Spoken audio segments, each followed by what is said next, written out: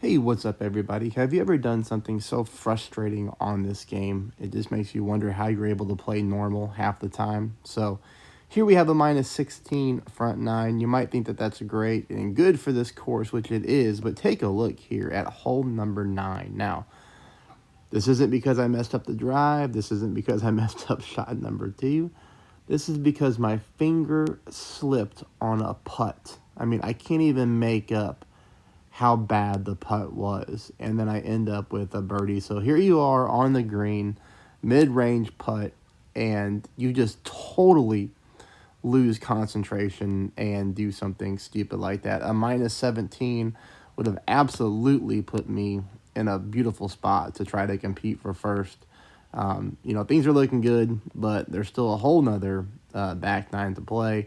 And then, of course, a whole bunch of people that had great scores in the last round left to play as well. But we'll do the best that I can to keep this party rocking.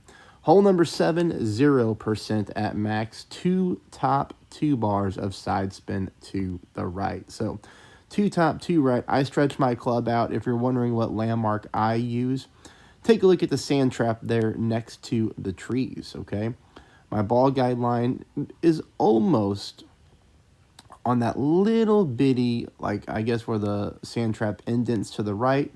And then if we look at my target, a little bit on my yellow ring in the fairway. Anyways, that's where I'm aiming. I'm going to go ahead and pull this at 0% at max.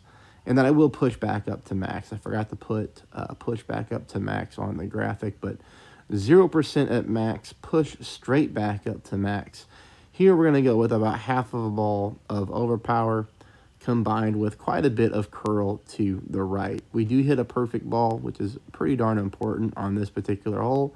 You see here we hit the fairway, we come up nicely, fairway number 2, and then we roll down towards the fringe and green area. Maybe a little bit less right curl if you're looking to possibly pick up a hole-in-one on a par 4. It obviously takes a lot of luck, but somebody out there is going to get it. All right, hole number 8. A really consistent hole here for the drop. We're going to go this one 10% at max. We're going to go right at about 3.6 bars of backspin. You're going to push your target up towards the pin, okay? Now, I'm going to rewind this here so you can see this is a sticky spot. When I say sticky spot, I want you to look at the very end of my ball guideline and then take a look how I wiggle my target around, and then my ball guideline doesn't move too much, right? That's the area that we're looking for. You just got to find it and get it to set right there in front of the pin with that ball guideline as straight as possible. So with it like this, we are going to be aiming just a little bit left-hand side of the hole, just a little bit. So again, 3.6 back, push your target up. Take a look at where my rings are at. Take a look where my target is at. Before I pull my rings. So notice how my white ring there has a little bit of the rough sticking out of the bottom of it. So anything that you can use here to help you find the spot is going to be crucial. I was very lucky. Every time I took this shot, my wind was under 3 miles an hour. So here, I made it every time I hit a perfect ball. Again, with it being the final round, if you're somebody who has those free balls that Playdemic gave out, this would be a great time to use a Santa ball. This could be a good time to use a turkey ball. Those are free-to-play balls that we're giving out for free. Always try to save those things for final round tournaments, whatever division you play.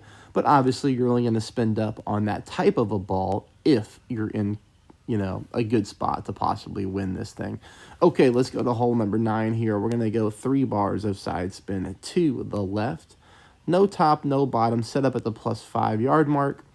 Most of our red ring is on the fairway. Just a little bit of it is in the rough. You're going to have to zoom in super far on this particular hole if you're going to pull your rings because the trees will be in the way. If you don't want to zoom in that far, you can always just flip the screen around the other way and push your rings.